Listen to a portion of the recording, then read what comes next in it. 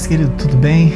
É uma benção poder estar com vocês. Uma vez mais, a gente está aqui sempre trazendo uma mensagem, uma meditação na palavra de Deus sobre o trabalho de missões. E eu quero falar um pouco sobre aquele missionário ou aquela obra missionária, a obra missionária que tem a presença de Deus, a presença do Senhor ali naquele local. Você sente isso?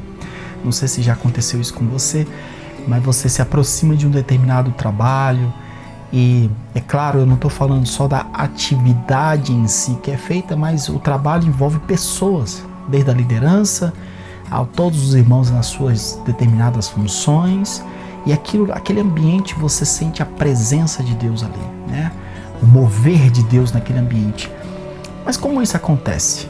Eu vou chamar a tua atenção, ler um versículo que a gente já leu, eu já li algumas vezes aqui na nossa meditação, né, na nossa reflexão de missões, e eu quero que você abra sua Bíblia em Gálatas capítulo 5, versículo 16. Nós vamos falar aqui sobre aquele que anda no Espírito de Deus.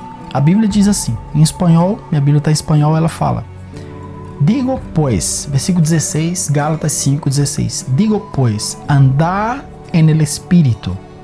É uma ordem isso. Andar en el Espírito. E não satisfagás la concupiscência de la carne. Então nós temos aqui uma ordem e nós temos situações opostas.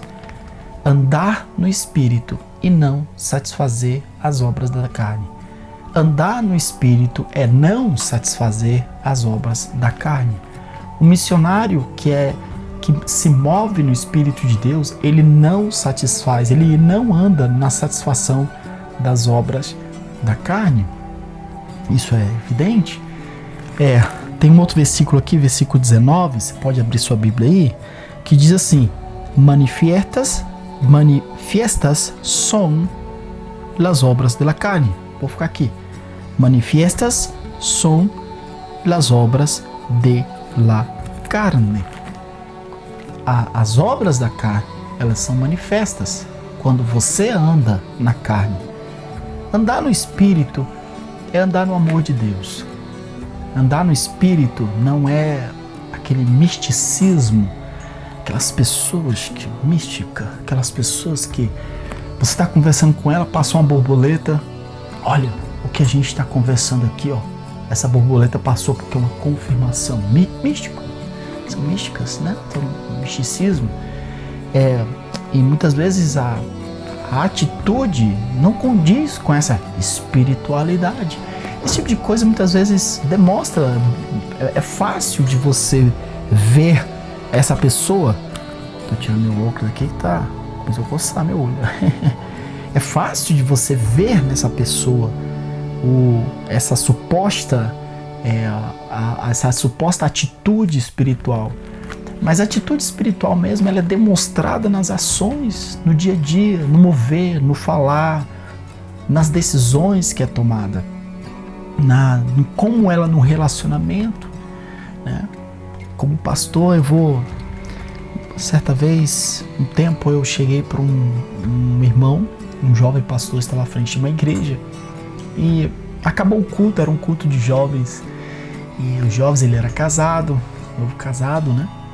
E ele estava ali no meio dos jovens, ele era um jovem, né? Mesmo casado, mas era jovem, estava ali no meio dos jovens e começou a abraçar as meninas, e a esposa dele estava lá atrás, e eu tinha liberdade com ele. Eu cheguei para ele, eu falei: irmão, vou chamar você, a gente tem a mesma idade, eu vou falar uma coisa que eu aprendi, não faz isso, tá? Não faça isso nem na frente da sua esposa, nem por trás. Você é casado, se você quer ser feliz, a única mulher que você abraça e fica abraçando aí, sabe, o amor de Deus é muito amor de Deus. Faça isso com a sua esposa, tá? Isso aí só pra sua esposa. O restante você levanta assim, você faz assim, ó: Pai do Senhor, irmão, Deus te abençoe, tá? Não é que você vai ser aquele turrão, né? Não é isso, né? Mas quanto menos você tá nesse ambiente de negócio de abraçar, de tocar, disso e daquilo, isso aí não é legal não, tá? Você é um servo de Deus, um homem de Deus, mas você não deixou de ser um homem. E as irmãs, elas são servas de Deus, mas não deixaram de ser mulheres. Então, nesse ambiente, vamos fazer isso aí. Ele não gostou muito não, sabe? A realidade é essa. Infelizmente, posteriormente, vieram problemas de relacionamento nessa área. E o casamento, o ministério, tudo chegou até o final. Então, o andar no Espírito, amado, é isso. São decisões do dia a dia, são atitudes do dia a dia, são decisões que você toma no amor de Deus, no respeito às outras pessoas, à liderança, ao povo. E tudo está na base do amor. A Bíblia diz que Deus é amor, né? Se eu valorizo, eu já tenho falado isso em outros vídeos, se eu valorizo o irmãozinho que tem pouco recurso e eu dou mais atenção. Eu lembro que eu estava ainda no Paraguai, estava à frente da igreja, pastoreando a igreja no Paraguai. Foi antes de vir para cá, para Bolívia. E alguém chegou para mim e falou assim: Peniel, por que você não visita mais a casa do irmão fulano? Ele é uma pessoa importante aqui na igreja. Em outras palavras, o irmão fulano ali tinha um bom recurso financeiro, uma pessoa que era, não vou dizer que ele era rico, mas diante dos demais ele tinha mais riqueza. Porque essa questão de riqueza, até brinco, né? Eu converso com os irmãos, essa questão de riqueza é muito relativa, depende do ambiente que você está, né? Se você tem uma moto e você está na cidade onde todo mundo só tem bicicleta, você é o rico, né? Agora, se você tem uma moto, você vai num lugar onde todo mundo só anda de carrão, então você é o pobre da turma. Então, quer dizer, a coisa é relativa. Mas aquele irmão, no ambiente dos outros, ele era o que tinha mais recursos, tá? E alguém chegou e falou isso para mim. Eu falei: olha, eu já tenho visitado ele. Nós aqui na igreja não tem só esse determinado irmão. E não falamos somente daquele determinado, tinha outras pessoas também que essa pessoa me apontou e eram só pessoas que tinham finança, né, um pouquinho melhor. Eu falei: não, eu visito essas pessoas. Quando a gente precisa, a gente vai lá, visita.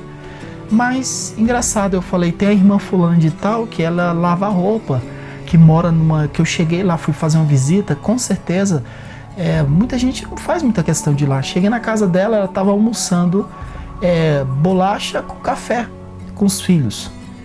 E eu cheguei, eu vi aquela situação, eu fui um pouquinho antes do almoço e eu presenciei que era pouco antes do almoço, fui fazer uma visita rápida, eu e minha esposa, e eu vi que aquela irmã não tinha nada para comer. E eu estava apertado, mas mesmo assim eu fui lá na mercearia, fiz uma compra e trouxe para aquela irmã, e era uma irmã da nossa igreja, né? E aí eu comecei a contar, falei: olha, ninguém foi visitar a irmã fulana de tal, a irmã fulana, ela vive de uma aposentadoria tal, tá no final do mês, e eu passei lá e eu fui fazer uma visita e levei lá 1 quilo de arroz, um pouquinho de carne de charque, né, carne de sol, e levei algumas coisinhas para ela e doei. Fui lá fazer uma visita para ela com mãos vazias, não, porque são pessoas pobres. Eu não fui para lá para comer o churrasco que ela estava preparando para mim, eu fui lá para levar alguma coisa para ela. E aí eu comecei a falar isso, eu falei: vocês têm pensado um pouco nessas pessoas? Ou será se a gente só tem a atração aqueles que estão preparando um banquete pra gente? E aí a gente começa também, né? Então, o resumo daqui que eu quero trazer para você é o seguinte: quando você anda no Espírito, você não precisa dizer que você é espiritual. Quando você anda no Espírito, a manifestação de Deus, ele vem na sua vida naturalmente. E você não precisa colocar holofotes em cima de você e colocar uma placa: estou andando no Espírito. Isso vem de forma natural. E da mesma forma como a manifestação do Espírito vem através da sua vida, nas suas decisões, porque você está nesse amor de Deus. A base aqui, o segredo é o amor de Deus, fazer as coisas no amor, a atitude no amor, as ações no amor. Por que você está fazendo isso? É pelo amor ou pelo proveitos próprios, carnais, etc. E a obra da carne, ela é manifesta, não tem como fugir. Finalizo aqui, irmão. Não tem como você fugir, ela vai ser manifestada, tá? Se você está andando em carne, você vai manifestar a carnalidade. E isso não tem, você não precisa. Já a obra da carne é até o contrário, as pessoas tentam esconder, as pessoas tentam camuflar a carnalidade, vão fazer a obra de Deus e camuflando a carnalidade com uma suposta espiritualidade, tá? E no serviço de missões isso não funciona, tá? Eu termino falando isso aqui para você, não funciona, porque missões é constante, decisões constantes. E muitas vezes essas decisões você vai perdendo. Existe uma chamada de Deus. Minha esposa, ela trabalhava numa empresa que fazia programas de computador no Japão. E ela ganhava bem nas férias dela, ela tirava as férias, ela ia para a Austrália, ela rodava, ela ia para um lado, para o outro. Até que um dia Deus chamou, falou para ela sobre o trabalho de missões. E nesse período ela começou a orar ao Senhor e orou a Deus para Deus colocar um missionário na vida dela. Foi quando ela me conheceu, tá? E aí ela era do Paraguai, né? Ela retorna ao Paraguai e aí vou saltar aqui os detalhes, mas aí casamos. Eu não fui pro Japão, eu continuei. A minha vida era ir para comunidades indígenas, atender aldeia indígena, em cima de caminhão cheio de poeira, e foi por aí. Depois a gente casou, a gente comprou um carrinho e a gente começou a atender fazendas. A gente ia dormir numa barraquinha, no frio, no calor, naquela barraca, para atender os irmãos, fazer culto, levar Santa Ceia. E se você for olhar para minha esposa, humanamente falando, ela perdeu muita coisa. Por quê? Porque foram decisões de perda. Mas se você for olhar para aquilo que é o chamado de Deus, ela se entregou ao chamado. Eu poderia contar o meu lado também, e cada missionário que realmente está, ele tem o chamado. Não é uma questão de atender o chamado para um proveito próprio, de tomar decisões para um proveito próprio. Não, é atender o chamado pelo amor, nem que haja perdas, nem que venham as perdas. E nessas decisões, a manifestação do Espírito, ele vai acontecer. E a manifestação da carne vai acontecer. Se você está na carne, você inclina para a carne. Se você está no Espírito, você inclina para aquilo que o Espírito está te chamando. É aquilo que o Espírito está te movendo, te direcionando.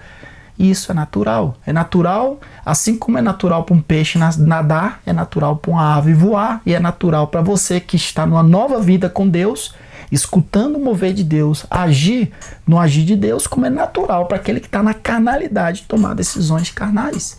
E vai se inclinar à carnalidade. Tá? Então a obra da carne ela é manifesta.